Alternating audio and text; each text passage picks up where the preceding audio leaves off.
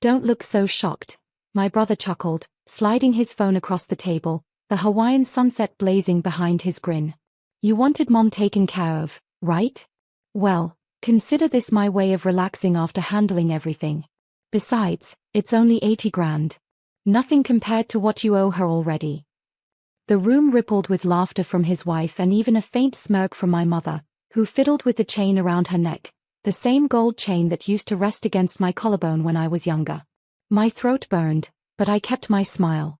Hi everyone, my name is Marissa Lane, I'm 28. And sometimes I wonder, when betrayal comes from blood, does it cut deeper, or just slower, like poison sinking in drop by drop?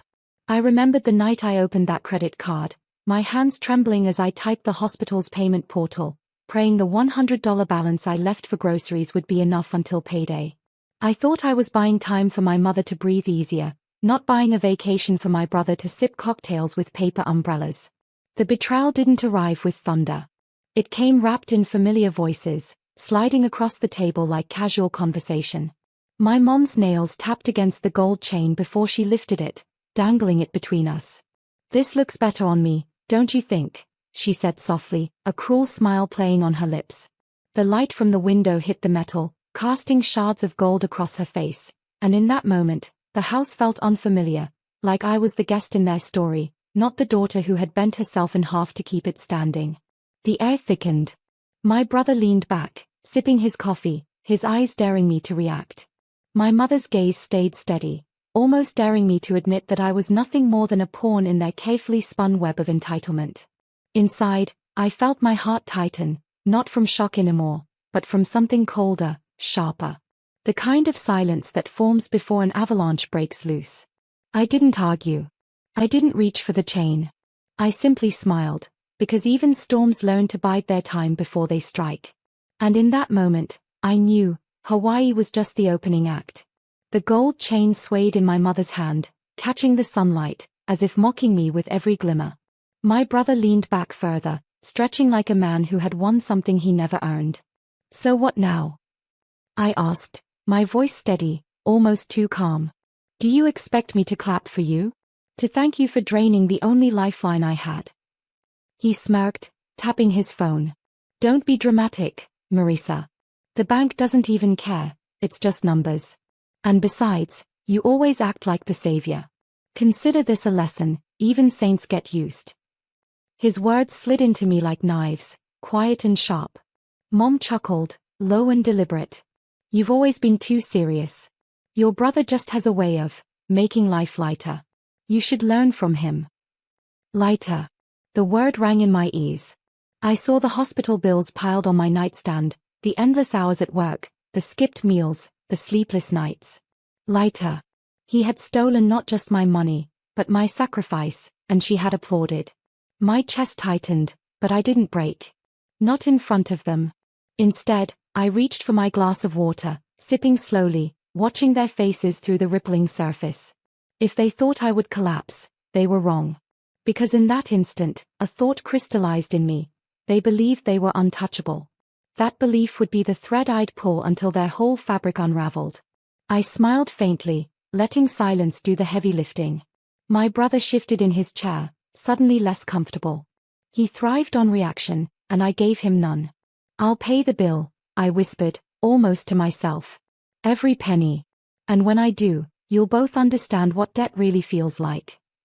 Their laughter resumed, careless and unbothered.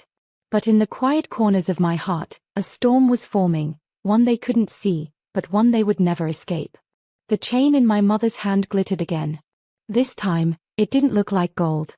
It looked like a noose. I walked out of the house with the weight of the chain still warm in my mouth, the taste of metal and ash. The pavement hummed beneath my shoes like a promise. I could have called the bank, screamed into the receiver until someone reversed what they'd done. Instead, I let the small, precise parts of a plan assemble in my head, like a machine learning a pattern: patience, pressure, exposure. At night I sat at my kitchen table, bills spread like evidence. Every transaction, every auto-pay, every late fee became a map. My brother's name flickered on my phone, luxury ads, airline alerts, dinner reservations tagged to accounts that had nothing to do with mine. He'd been sloppy. Entitlement leaves tracks. I started small. I opened a second card, a legitimate one, with rules and limits I could control.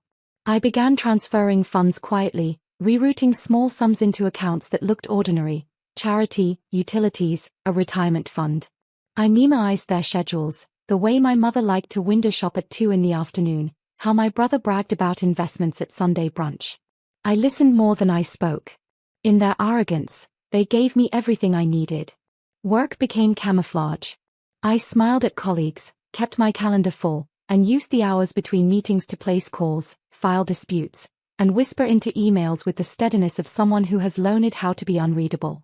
I learned the language of banks, chargebacks, merchant codes, suspicious activity alerts. I learned to craft a face for records: shocked, confused, a daughter who'd been wronged. There were nights I wanted to rage, to show them the ruin under their feet. But anger is loud. Revenge must be surgical. I practiced silence like a discipline, letting their own stories do the convincing. People believe what they already want to believe. They would explain away red flags until I made them impossible to ignore. One afternoon, an automated fraud alert pinged my phone. It named a charge, a boutique in Waikiki, a sum that matched the grin on my brother's face the day he announced his trip. I didn't celebrate. I simply folded the notification into my plan, like tucking a blade into a seam. Outside, the city breathed ordinary, unaware. Inside me, something patient and precise woke up, sharpening itself on the thought that their comfort had been purchased from my collapse. I would not be the woman who begged. I would be the one who rewrote the ledger. The fraud alert was only the beginning. I called the bank, my voice trembling just enough to sound believable. "That's not me," I whispered. The representative reassured me they would investigate immediately, and I could almost hear the gears grinding behind their system. By the time I hung up, I wasn't just Marisa, the daughter who opened a card for her mother's health. I was a documented victim. Paper trails, once my enemy, were now allies. That night, I returned to my mother's house for dinner. The air smelled of rosemary and roasted chicken, but underneath lingered something sour, like betrayal baked into the walls. My brother greeted me with a wide grin, sunglasses still hanging from his collar, as if Hawaii clung to him like perfume. "Hope you're not still sulking," he teased, carving meat with the careless confidence of a man who thought the world was his buffet. I smiled thinly. "Not at all. I actually wanted to thank you." His brow arched, curious. Mom glanced between us, her gold chain glittering in the light. "You've shown me how to play the game," I said softly, pouring myself water. "And I'm a quick learner." The silence that followed was delicate, like glass waiting to shatter. My brother scoffed, shaking his head, but I saw the flicker of unease in his eyes. He thrived on dominance, not uncertainty. As they laughed and ate, I studied them the way a hunter studies prey. The rhythm of their chewing, the interruptions in their speech, the way my brother boasted about smart investments that I knew were funded by fraud. I let the details soak in, weaving them into the net I was quietly casting. By the end of the meal, I slipped a small envelope under my chair. Inside was a copy of the fraud alert, folded neatly. I wanted it to sit there like a ghost, proof that their world wasn't as invincible as they believed. When I left, I didn't look back. The night air was cool, sharp, and alive with promise. Every empire begins to crumble with the smallest crack. And tonight, I had placed mine. The first crack came faster than I expected. 2 days later, my brother called me, voice lower than usual, urgency leaking through every syllable. "Did you touch my account?" he snapped. I let silence stretch, long enough for him to squirm. "Why would I?" I finally said, steady, calm. "You're the one who brags about managing money like a genius." He cursed under his breath. I heard papers rustling, then the click of a lighter. He smoked when he panicked. That evening, I checked my email, a forwarded notice from the bank, suspicious transactions, further review pending. I smiled. The cracks weren't just forming, they were widening. At Sunday dinner, the tension was palpable. Mom tried to maintain her cheerful facade, piling food onto plates, but her eyes flicked nervously toward my brother every few minutes. He was quieter now, distracted, scrolling his phone, jaw clenched. "Everything all right?" I asked, tilting my head. He shot me a look. "Fine." But fine was a lie. His shoulders were tight, his laughter hollow. Mom reached over, squeezing his arm, her chain glinting under the lights like it was part of the performance. I leaned back, watching. Silence had become my weapon. The less I said, the more their paranoia grew. Every ding of a notification, every unrecognized number on his screen, pushed him further toward unraveling. Later that night, I parked outside his house, engine off, lights dimmed. Through the window I saw him pacing, phone pressed to his ear, his gestures sharp and frantic. Papers were scattered across his desk, receipts, bank letters, and the remnants of his easy confidence. I didn't need to hear the words to know what was happening. The world he built on my sacrifice was collapsing under its own weight. And as I sat in the darkness, watching his silhouette stumble through a storm of his own making, I realized the sweetest revenge wasn't fire, it was erosion. Slow, steady, undeniable. The kind that leaves them awake at night, wondering not if, but when the final collapse will come. And I had just begun. The collapse spilled into my mother's world with the subtlety of a tremor before an earthquake. I walked into her kitchen one morning to find her pacing, phone clutched tight, her voice sharp and clipped. Yes, I understand, but the account is mine. It's my chain, my savings, my right. She stopped when she saw me, eyes narrowing as if I had materialized from smoke. She ended the call with a jab of her finger. The gold chain around her neck no longer looked like triumph. It looked heavy, dragging at her collarbones. Something wrong? I asked sweetly, pouring myself coffee. Her lips pressed thin. Your brother's situation is temporary. The bank froze a few things, but it will pass. I sipped, letting the steam blur my view of her. Funny, I murmured, how quickly banks lose trust once patterns look suspicious. They don't forgive easily. Her glare could have cut glass. Yet behind it, I saw fear, a glimmer she couldn't mask. She knew, even if she'd never admit it, that she'd tied herself to his recklessness. By the following week, whispers spread. Neighbors mentioned odd visits from bank officers. One of Mom's church friends stopped by my desk at work, voice low. Is everything all right at home? Your mother seemed distressed. I only smiled. We're learning lessons the hard way. At night, my brother's frantic texts lit up my phone. Loan denied. Need a favor. Just a temporary transfer. You owe me for Mom. I didn't reply. Instead, I forwarded the messages to my own secure folder, evidence layering like sediment. One evening, I visited again. The dining room was dim, the food untouched. My brother's face was gray with exhaustion, his hands shaking. Mom sat rigid, her chain absent, neckline bare. The silence was thick. I broke it with one line, soft but sharp. Do you see now what debt feels like when it's not your own? Neither answered. The weight of their silence was louder than any scream. And in that stillness, I realized, revenge was no longer a plan. It was happening, right in front of me. The unraveling peaked on a Thursday morning, when I received a call not from the bank, but from a lawyer. His tone was clipped, professional, almost bored as he explained, "We've discovered your signature on documents tied to your brother's accounts. We'll need to verify whether it's authentic." I let out a small laugh, soft but steady. "Send me the copies," I replied. My heart pounded, but not from fear, because I knew exactly what I'd find. That evening, I spread the papers across my kitchen table. My signature danced in black ink, neat forgeries that looked convincing enough to an untrained eye.